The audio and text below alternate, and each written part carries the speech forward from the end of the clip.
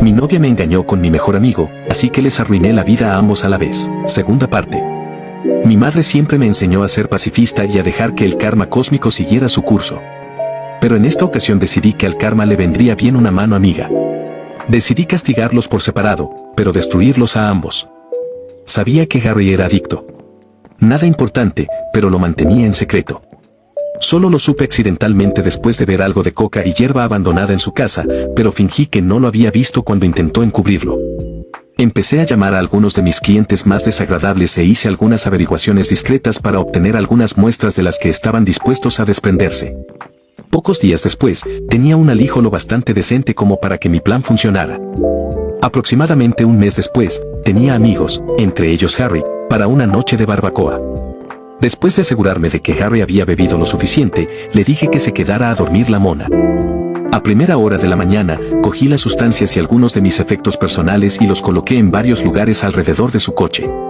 Confiaba en que no las encontraría en unos meses, mientras el resto de mi plan surtía efecto. También coloqué más sustancias y objetos personales en su casa después de llevarlo a casa porque todavía estaba demasiado borracho para conducir. Unos días más tarde, organicé un robo rompiendo el cristal trasero de la puerta trasera de mi cocina y dejándolo abierto antes de volver a la ciudad para coger un vuelo. Recibí varios mensajes nada más aterrizar. Uno de mi madre, en claro estado de pánico, que había encontrado la puerta trasera destrozada y había llamado a la policía, otro de Catherine llorando y otro de la policía local pidiéndome que la llamara. Después de devolver todas las llamadas, informé a la policía de que estaba de viaje de negocios y que volvería la semana siguiente para hablar con ellos. Mientras estaba fuera, conseguí que Catherine se quedara con mis padres hasta mi regreso y le pedí a mi padre que organizara una de las empresas de seguridad locales para instalar cámaras y un sistema de alarma después de obtener el visto bueno de la policía, para no arruinar la escena del crimen. Al llegar a casa, me puse en plan Dios mío, no puedo creer lo que ha pasado y por qué alguien haría algo así. Después de revisar todo a fondo, descubrí que los objetos que me había llevado habían desaparecido y presentar una denuncia a la policía. Pedí al representante de la empresa de seguridad que nos explicara a Catherine y a mí cómo funcionaban las cámaras y el sistema de alarma. Entonces llegó la pregunta que estaba esperando. La pregunta de qué pasa si estamos haciendo algún negocio y no queremos que se grabe. Se mostró un poco tímida al hacer esta pregunta. Pero yo sabía exactamente la razón por la que lo preguntaba. Nos aseguró que era una pregunta que le hacían mucho, y nos enseñó en el ordenador de casa si queríamos hacer cosas sin que se grabaran, como detener la grabación para determinadas cámaras, de modo que pudiéramos proteger su pudor. Mientras le acompañaba a la salida, le pregunté si, en caso de apagar las cámaras, se podía enviar una notificación, por precaución de seguridad. Volvió y me ayudó a configurar las notificaciones por correo electrónico y se fue poco después. Fantástico. Lo único que tenía que hacer era esperar. A la semana siguiente, mi empresa se puso en contacto conmigo y me ofreció un ascenso para volver a la ciudad y dirigir el equipo del que formaba parte, lo que significaba que no tendría que viajar tan a menudo y estaría en un mismo lugar.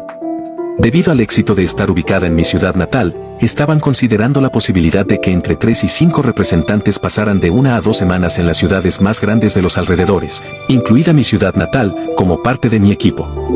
Dije que sí y comencé el proceso de finalización de mi traslado, que duraría unas 6 semanas. Perfecto. Tiempo más que suficiente para reunir todas mis pruebas. Al volver a mi ciudad natal la semana siguiente, empecé a poner en marcha el resto de mi plan. Le pedí a Harry que aprobara una semana de vacaciones para Catherine durante 2 semanas. Quería enviarla a ella y a 1 o 2 amigas de retiro antes de tomar por segunda vez la decisión más importante de mi vida. Se levantó de un salto y me dio un fuerte abrazo, felicitándome por estar preparada para dar el salto de nuevo. Le devolví el abrazo con fuerza, pero no de la forma que creo que se imaginaba en ese momento. Aceptó y bloqueó la semana para mí. Le pedí que no dijera nada a nadie, pues quería que fuera una sorpresa lo más grande posible. Sabía que, a pesar de todo, se extendería como la pólvora por la oficina, pero ese era mi plan. Esa noche, le dije a Catherine que le había reservado a ella y a 2 amigas un viaje a un balneario tropical, con todos los gastos pagados durante una semana. Sin hacer preguntas, elegir a 2 amigas y volver con la mayor sorpresa de su vida. Gritó como una niña a la que le acaban de decir que todos los caramelos de la tienda eran suyos. Entonces le dije que la semana siguiente iba a pasar un tiempo en la ciudad, preparándome para un gran cliente que era una de mis cuentas más importantes y que no volvería a casa hasta el lunes que ella se marchaba, por lo que no podría verla. Parecía decepcionada, pero le dije que valdría la pena cuando volviera. Lo que no le dije fue que había decidido tomarme 2 semanas de vacaciones en la otra punta del país, preparándome mentalmente para la tormenta de caca que estaba a punto de estallar en el momento en que ella pusiera un pie en el avión, además de disfrutar de mi primera etapa de libertad. El domingo, 2 semanas después, volé de vuelta y empecé a conducir hasta casa. Al llegar hice una pasada rápida por mi casa y efectivamente, el coche de Harry estaba allí. Como la primera noche que lo sabía. Pillado, aparqué un poco más atrás y comprobé las cámaras. Dormido en mi cama. Sinceramente, no me sorprendió, ya que les había grabado constantemente haciendo esto durante las 2 semanas que había estado fuera. Entonces hice mi primera llamada a la policía mientras bloqueaba mi identificador de llamadas. Les dije que era uno de mis vecinos y vi a alguien merodeando en su coche en el callejón detrás de mi casa y de vez en cuando pasando algo a través de las ventanas a los coches que pasaban.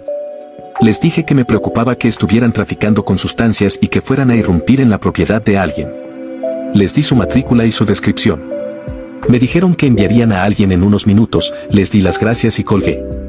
Entonces llamé a Catherine y le dije que estaba a unos 10 minutos de casa y que sabía que ella volaba mañana, pero que quería darle una sorpresa desesperadamente.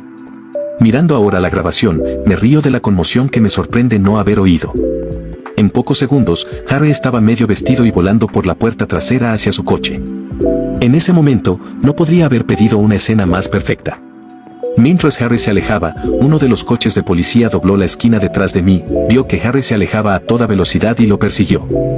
Después de aparcar, saludar a una emocionada Catherine y hacer todas las cosas de pareja, volvió a dormirse.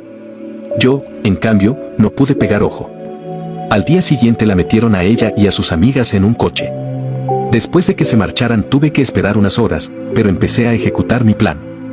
Llamé a un amigo que trabajaba en una empresa de mudanzas y le pedí disculpas por el retraso, pero necesitaba que empaquetaran y trasladaran mi casa el viernes. Después de acordar la hora, le dije que tendría que llevar algunas cajas a un almacén, a lo que me respondió que no había problema. Entonces empecé a empaquetar las pertenencias de Catherine.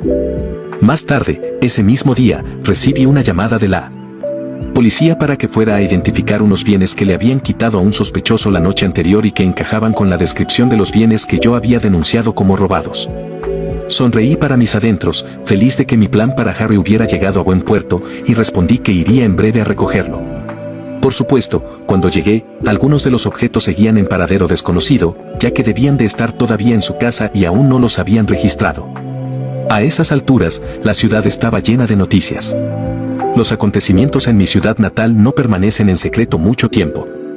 Harry había caído en desgracia y había sido despedido de inmediato por posesión de sustancias y objetos robados, y nuestros respectivos jefes, en nombre de la empresa, me habían pedido disculpas formales durante la semana. Aquella noche fui a casa de mis padres y les conté a los míos y a los de Rachel lo que había ocurrido, omitiendo ciertos detalles, y que iba a volver a la ciudad después de que me ascendieran, pero que Catherine no formaría parte de ello. Al principio se enfadaron bastante porque no les había contado lo que pasaba, pero se alegraron de que lo llevara todo con madurez y no me hubiera hundido a su nivel, aunque no estaban de acuerdo con dejar de lado a Catherine. Después de algunas copas, risas y lágrimas, me fui a casa. El viernes por la tarde, después de una semana ajetreada organizando la limpieza para la semana siguiente, la inmobiliaria para poner mi casa en el mercado de alquiler y otras tareas varias en la oficina de mi ciudad natal, metí algunas cosas en el coche y me dirigí a casa de mis padres para despedirme antes del viaje. Antes de salir, fui a casa de Becky.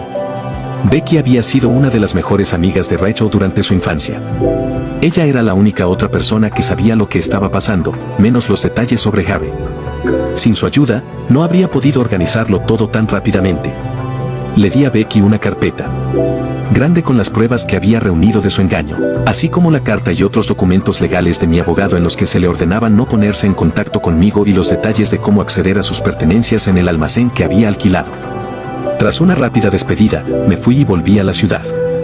El domingo me desperté con varias llamadas perdidas, mensajes de voz y de texto. Resulta que Catherine había llegado pronto a casa después de que le avisaran de que algo estaba pasando en la ciudad y se encontró con una casa vacía y un cartel de se alquila en la entrada.